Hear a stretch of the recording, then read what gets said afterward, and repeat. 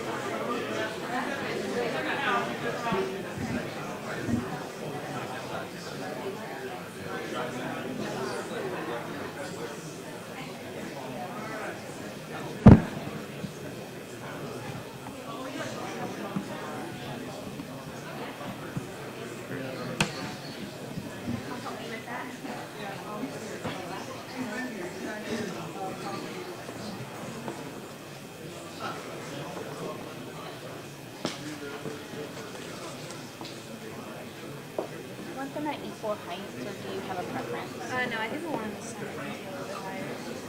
Let's see. Do you know which one I'm offering?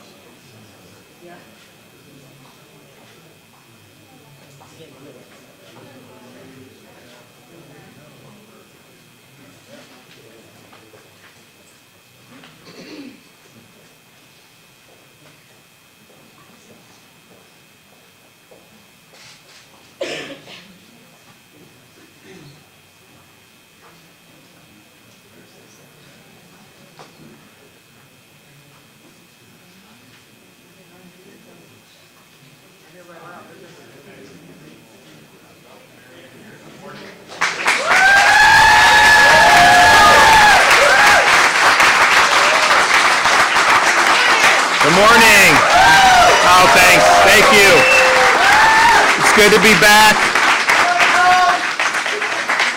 It's good to be back in one of the fastest growing counties in the United States of America, Polk County. We're excited. We're here. We've got a bill signing, some good announcements. We have our Department of Transportation Secretary Jared Purdue's here, Florida Turnpike Director Nicola LaCorey's here today. We also have, I think, Representatives Amnesty, and I saw Bell. I saw Senator Burton. Do we have any other legislators here? Is that? Okay, so appreciate you guys. And then we're going to hear from Jeremy Barnes, Operation Manager, Sable Transport, Inc. So we've done a lot on transportation. We've done a lot on roads. We've also done a lot on trying to help commuters. So last week, or actually this week, earlier, I was able to announce starting April 1st, we are going to be doing a 50% reduction in all tolls for our commuters. So that's something we did in 2023, which is very helpful, of course, especially as things continue to be expensive, from groceries, gas, oils back up, and so we're bracing for potentially higher gas prices. So there's a lot of things that are happening that I think has put a big crunch on a lot of folks. So this program, especially in certain parts of the state where you have a lot, I mean, I think people in Central Florida, certainly South Florida, there's a lot, but we also have tolls that people do every day going into the Panhandle, Sanibel, all these different places. Tampa Bay has some. So people say, well, okay, that's great, 50%, what do I do? And the answer is, you do absolutely nothing. All you have to do, if you have that transponder, You go, you have to do a certain number of tolls because we want to make sure we're focusing on Florida commuters. And if people are in Central Florida that are, just in SeaWorld for the week, like fine, they pay the toll, right? I mean, we'll do that. So all you have to do is look at your statement in May, and you'll have whatever tolls you've racked up in April. You'll see 50% taken off on your statement, and that'll happen every month for the next year. So I'm excited that the legislature did that again. That was something that we had proposed really at the end of 2022 when we did a special legislative session. And then this year we had a big tax package. And this was something that was really important to me to be able to help our commuters. So, if you're commuting in a high toll area, people are saving hundreds of dollars a year on tolls because of this program, and some even more than that because some people have to spend a lot of money on tolls, and it's just crazy what ends up happening. So that's something that's really, really positive. The other thing that I think is positive is what we're going to do, the announcement today, the bill signing. This really brings, we were in Polk County a year ago, a little more than a year ago, announcing our Moving Florida Forward initiative because we recognize that Florida continues to lead the nation in net in-migration. I know NBC tried to say that means a lot of people were leaving. I don't know how they did that. Honestly, I don't necessarily, we've got a lot of people coming. So that creates, there's benefits, but there's also challenges to that. And so I don't go out there begging people to come. I think it's just people vote with their feet. So we just have to recognize that reality and look and say, okay, you have a state that's growing, particularly in this region of the state, and we want to make sure we get ahead of that. We already have traffic congestion that is really, really bad in many parts of the state. Are we just going to say that, oh yeah, we'll get to that 15 years from now or 20 years from now, or do we want to do something to make an impact now? So we decided to pursue the Moving Florida Forward initiative, and we're taking billions and billions of dollars that we have available to us because Florida has run big budget surpluses every year. The biggest surpluses in the state's history have happened over these last 5 years. We've paid down 25% of our state's debt. We've cut taxes in record amounts, but yet we say, okay, well, what should we do? You're going to have to do a lot of these road projects anyways, so we might as well get it done and start now. So we propose Moving Florida Forward, multi-billion-dollar infusion of money into our transportation program to identify some of the key areas that need to see these projects accelerated. And if you look here, just think about the Census Bureau last month said Florida has 4 of the 5 fastest growing metro areas in the country. The Villages is the fastest growing, not surprising. Lakeland, Winter Haven is number 2. Ocala and Port St. Lucie are 4th and 5th. So the only other state that has a place is Myrtle Beach is number 3 of the top 5. So that's what we see as happening. So you see some of the things that we're going to be done, but the whole Moving Florida Forward, it's not just this part of the state. We just broke ground on a project down in South Florida that's going to be really, really significant. You look in Southwest Florida, you look in Tampa, Panhandle's got projects. Even down on the Treasure Coast area in that part. So this is a statewide, and this is in addition to what was already in the hopper. So there are things that are being done anyways that were always scheduled to be done. These are all projects that are being accelerated to times much faster than what they would otherwise do. So we're excited about that. And what does that acceleration mean? It means some of these projects are going to be started and or completed 10 to 20 years ahead of schedule in some instances. So that's a really, really big deal, especially when you start talking about some of the areas in Polk County. You look at Osceola, Champions Gate, these areas. These have been problem areas. And what, you're just not going to have any project even start for another 10 or 15 years? That's not going to do the trick. So that's what really I think we're making a big impact on here today. So we did the money last year. We needed legislation to be able to bring Moving Florida Forward into a landing this year, and we have been doing that. So I'll sign the bill here momentarily after we hear from some other folks, but we are very much committed to relieving congestion on our streets. I just think it's really important. You know, there's some people, some activists, they want to produce more congestion because they don't want people driving. So their way is to try to make commuting so miserable that you abandon your cars. But that's not going to happen in Florida. You can't do that in the summer. What are you going to do? You know, just what do? So you have to do that. So we want to make sure that the congestion is relieved, and we are starting that now. So today I can announce that 14.7 miles of I-4 widening from US 27 in Polk County through Champions Gate to the Osceola Parkway in Osceola County will begin construction this year. And that's something that's...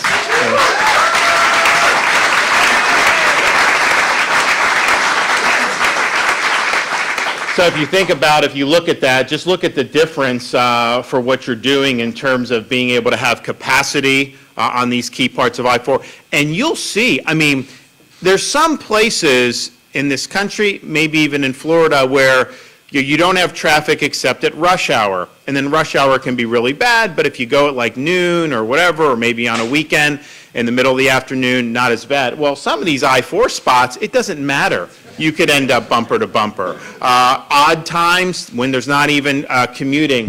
And so that has an impact on families, has impact on commerce. So that is going to make a huge, huge difference to have such a wider lanes, but also being able to manage the shoulder better so that if there is an accident, they actually have more space here to be able to do what needs to be done. So this is going to be a massive expansion of lanes.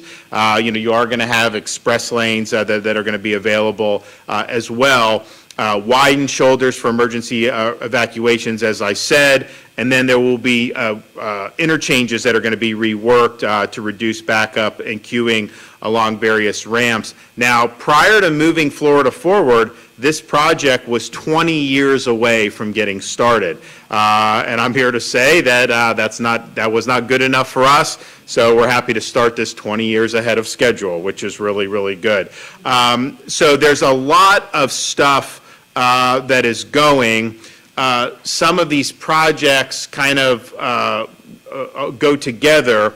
So one of our great projects is the Point Siena Parkway Connector.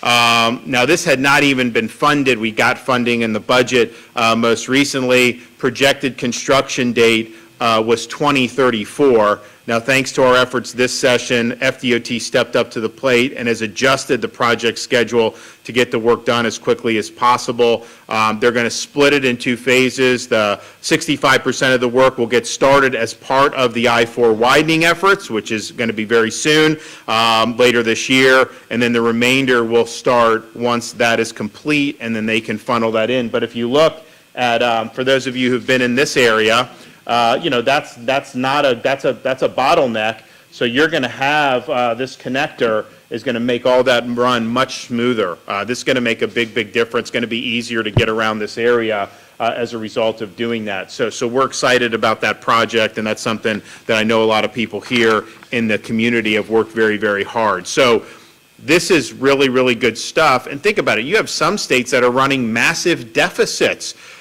Massive deficits in some of these states. They're raising taxes in some of these states. We're cutting taxes, paying down debt, running surpluses, and at the same time, we're doing a massive infusion of money to be able to accelerate these infrastructure projects. So,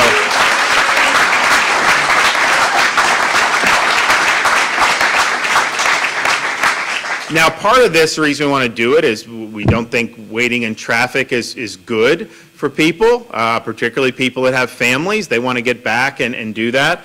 It takes away time. I mean, if it's harder to get to the office, how much are you going to be there, all this. The commerce going through and from these lanes, I know we're going to hear in a minute, but it's not good for commerce to have these backstops. So this is a big investment, total cost of all this is in the billions of dollars when you look at what we're doing statewide to accelerate, but we're going to reap financial benefits on the back end of this. I mean, in productivity, family, and then being able to move goods around commercially. So this is really smart, I think, what we're doing. And I can tell you we're going to continue to do well in Florida. That's going to attract people.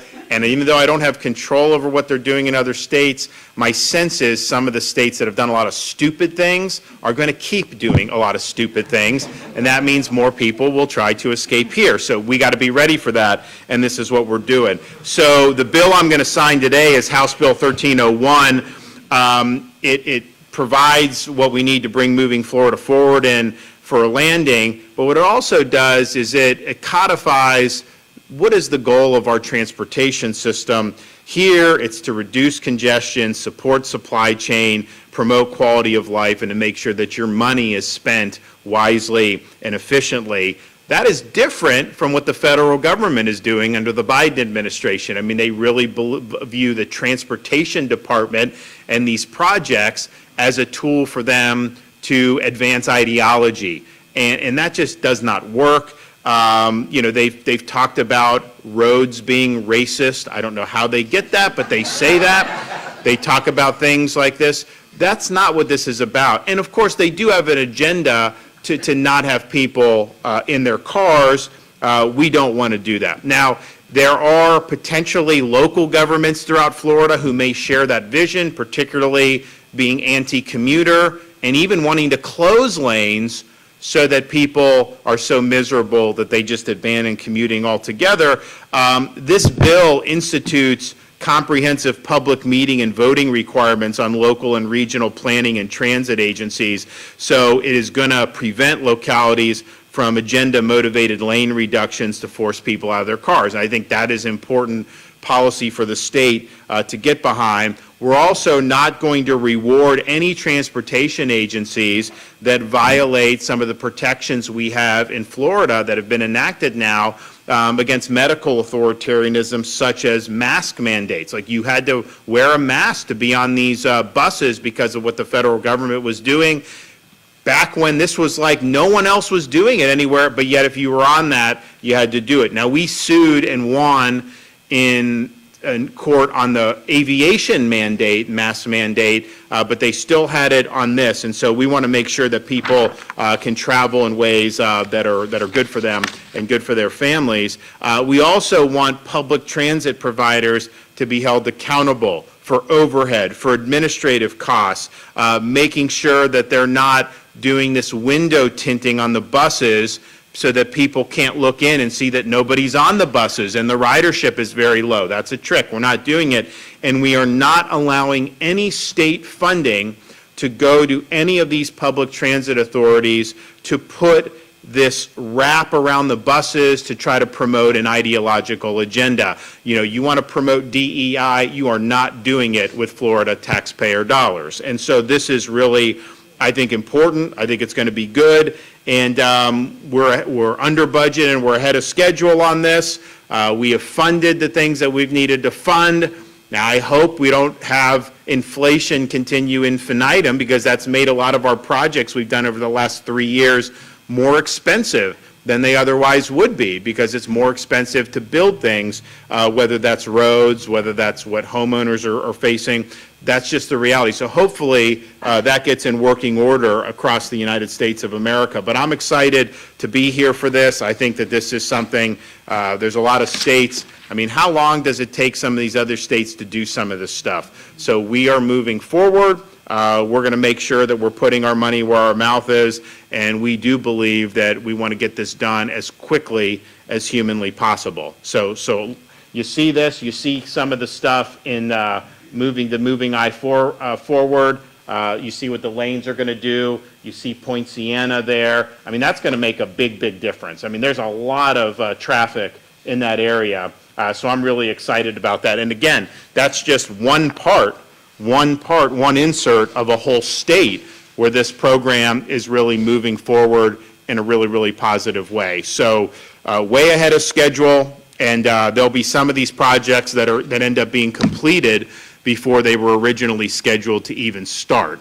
And that's something that I think is really, really good. Okay, we're going to hear from Jared Perdue, then Turnpike Director LaCorey, and then we'll hear from Jeremy Barnes. Go ahead. All right. Thank you, Governor DeSantis, for your leadership, not only in strengthening our transportation system through the Moving Florida Forward initiative, but also for bringing back another year of toll relief and signing this great bill today, which gives FDOT the additional tools we need to continue being a national leader in transportation. The Moving Forward Infrastructure Initiative is truly historic for so many reasons, and it all started with a bold vision from Governor DeSantis to solve the I-4 traffic congestion issue and many other issues throughout the state. It took action from the Florida legislature to approve a historic funding package, and now FDOT will answer the call and begin construction on all 20 projects within the next 4 years. This is how government is supposed to work. Everyone working towards a common goal, putting people first. Transportation has a huge impact on quality of life for all of our communities, and because of the governor's leadership and the action by the Florida legislature, we can officially say today that we are investing nearly $2.5 billion directly into the I-4 corridor.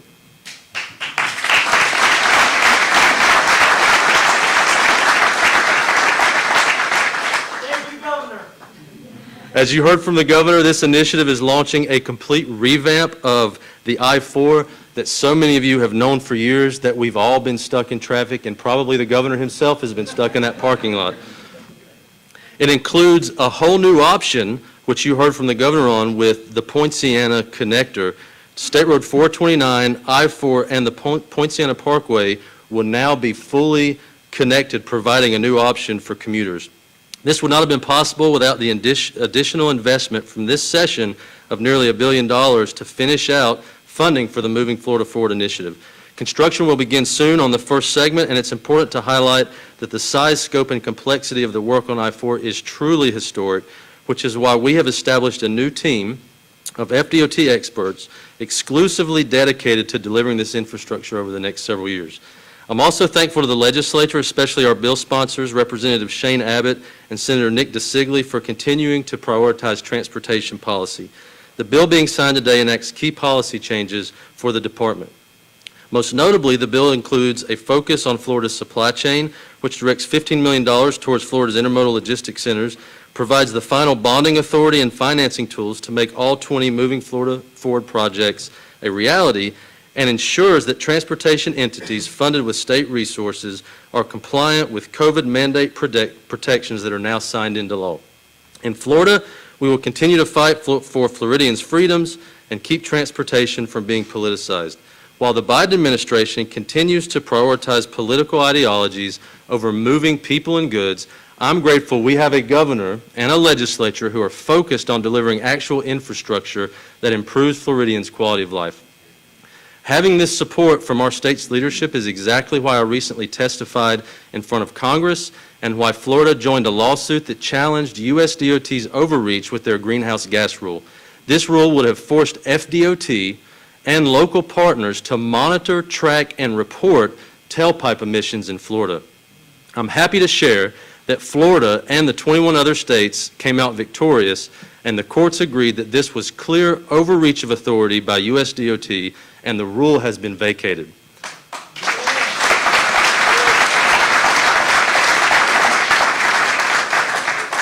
Under Governor DeSantis' leadership, Florida will continue to protect the freedoms in our great state. Thank you, Governor. All right, thank you.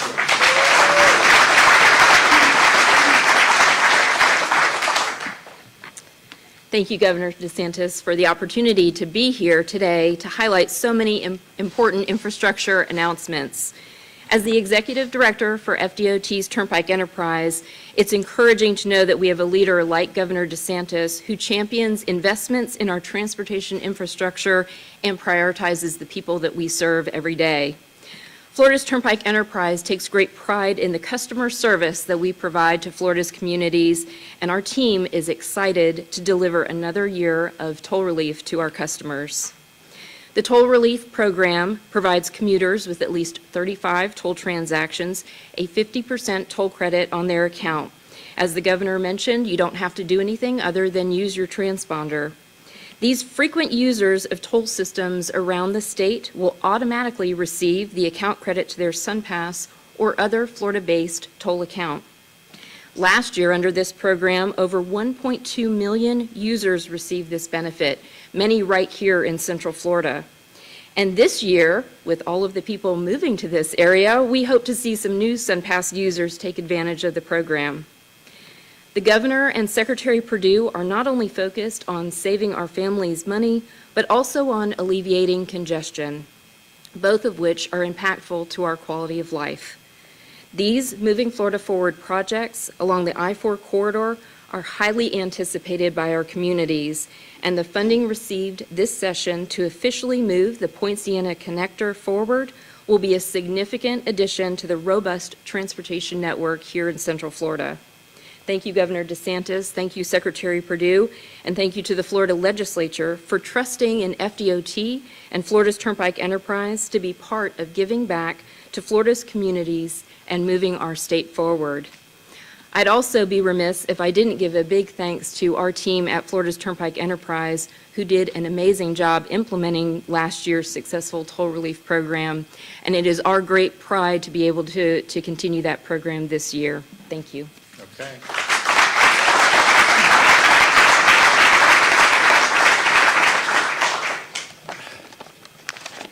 My name is Jeremy Barnes. I'm Operations Manager at Sable Transport in Bartow. Governor, I appreciate you having us here today. My wife's best friend, Lori Albritton, with the FDOT office in Bartow, called me a couple days ago and asked for a trucker's perspective on using I-4 on a daily basis. I didn't realize my rant would land me here today, but but it's an honor to be asked to speak about those challenges and learn about these projects that are put in place to correct them. A little history about Sable Transport. We proudly served the state of Florida for over 40 years. We're even named after the state tree. We mainly operate on intrastate Florida lanes, large service footprint utilizing the I-4 corridor. The I-4 corridor is now home to over 400 distribution centers. Particularly over the last 5 years, we have seen I-4 transit times dramatically increase, causing substantial loss in a truck's productivity and efficiency. Equally important in our industry is added driver fatigue and frustration that could create safety issues and constant congestion. Economically speaking, these deficiencies result in increased rates for the shippers, which ultimately trickle down to the consumers when they purchase the goods on the trucks. We at Sable, and especially speaking for our fantastic drivers, are thrilled to learn about this project and to get I-4 flowing again as it was intended. Doing so will help our industry keep shipping rates competitive and provide a safer environment for our drivers and those around them. Again, I appreciate you having us here and look forward to seeing this project get underway and completed. Great.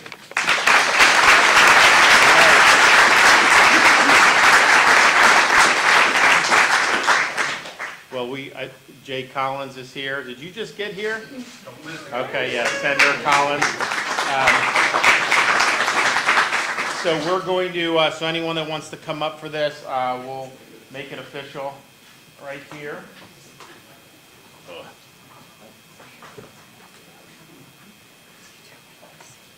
All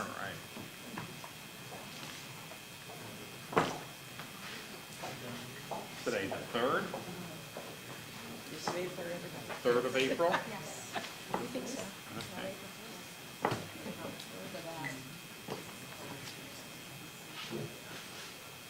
Got more up there?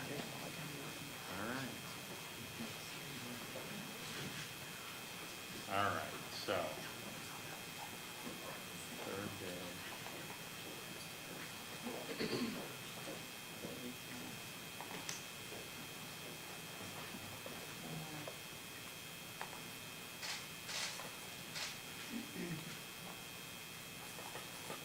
All right, who wants one? Okay. All right, anybody want one? Got it? All right. All right, there we go.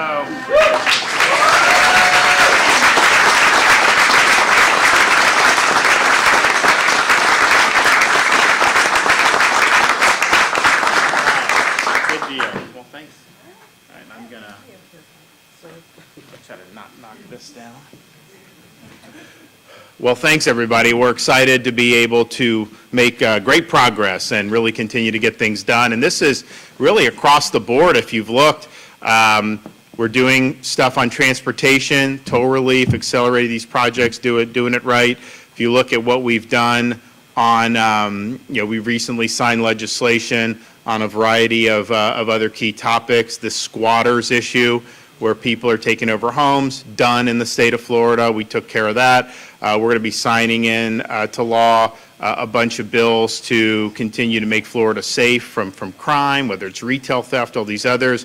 We've got a lot of conservation and environmental things, tax relief, you name it, we have an ability to do it. So we're really excited about all that we've been able to do this year, and the best is still yet to come.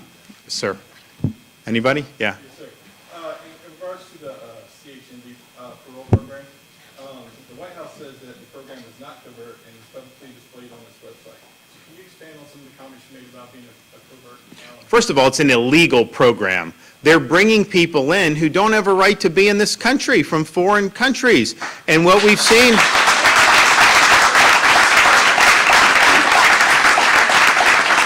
And we saw this instance recently. Someone that Biden flew into America, ended up in Massachusetts, now is under charges for sexual assault against a developmentally disabled 14-year-old girl. Now, that is something that would have been prevented had they just followed the law.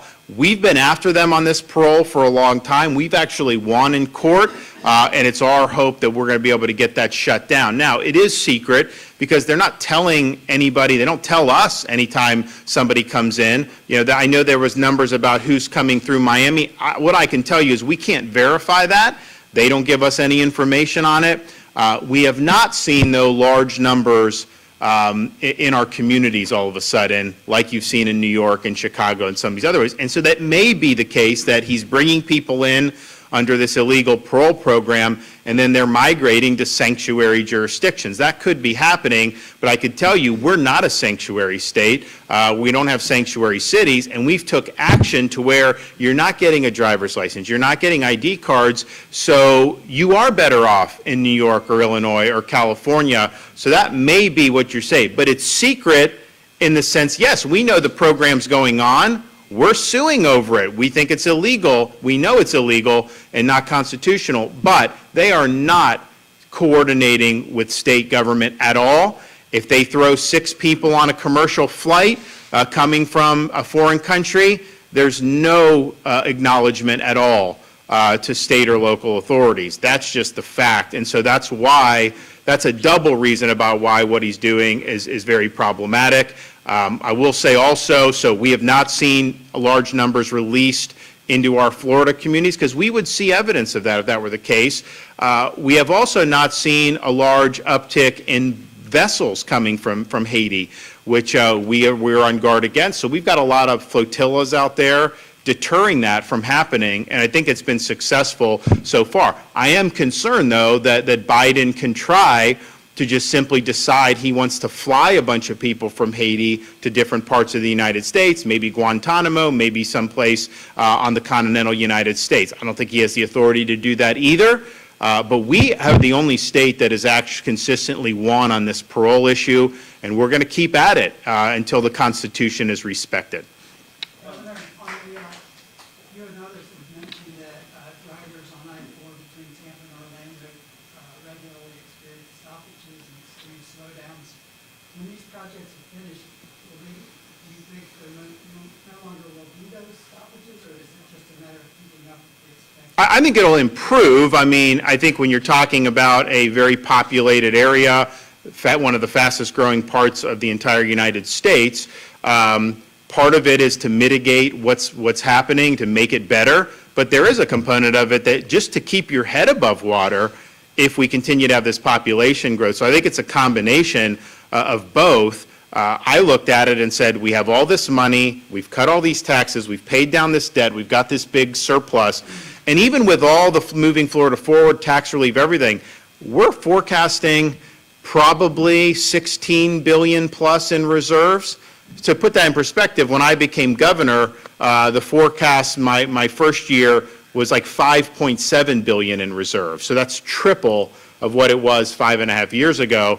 And so we said, yes, you've got to do this because you can't wait 10 or 20 years for it. So I do think when all this is done, I think it'll be better than it is now, for sure.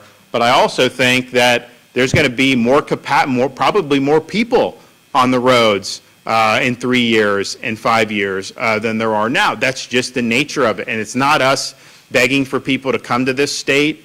I don't do that. I don't go out and say, because it is what it is. It's a free country and people can kind of vote with their feet if they want to, but we just know the stats on this, and it's been very, very strong. And look, we've talked with the sheriff with Grady about public order and public safety. That's a huge reason why people are moving to different places. And so they know they come to Polk County.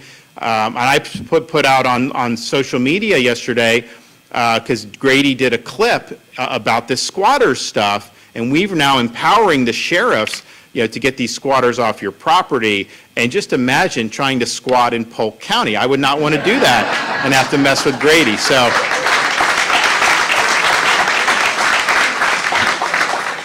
Governor, where will the express lanes begin and end? And also, it looks like it says optimal rail or optional rail. I'm guessing that's referring to Bright Line. So how does high-speed rail work with your plans for it? Well, I'll let Jared correct me, but I mean, I think it's being built, like that is not something that has been done, obviously, in terms of Tampa to Orlando, but I think they're making it so that it could be done.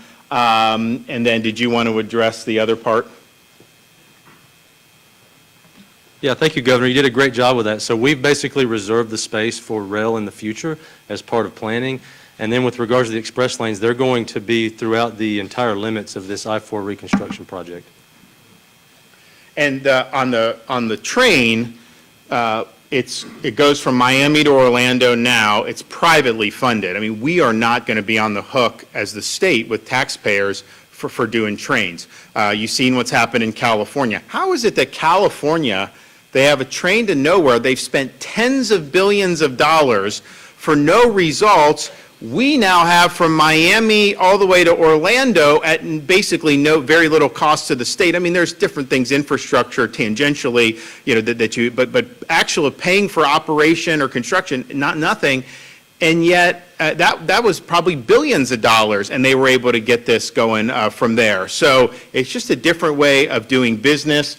If they proceed with that, there is a corridor to be able to do that, but it's not going to be Florida taxpayers constructing a train. I can be clear on that. Yes. Governor, does the administrative cost portion of this bill apply to the Jacksonville Transportation Authority? Does it? Yeah, it does, right? Yeah. It does all these different transportation authorities, both local and regional. And I think it's going to lead to a lot of accountability. I think when you see state funds being expended on virtue signaling, on wraps on buses, no, I don't want your tax dollars. When tax dollars are being spent, you got to think of it, you're literally going into someone's pocket and taxing them. And so can you look that taxpayer in the eye and say, yeah, you need to kick in a little bit more money so that some county can go on some ideological joyride on their buses? No, we're not going to do that. So I think it's good. I think it's accountable, and that's what we need. All right, thanks everybody. Great to be back here in Polk County.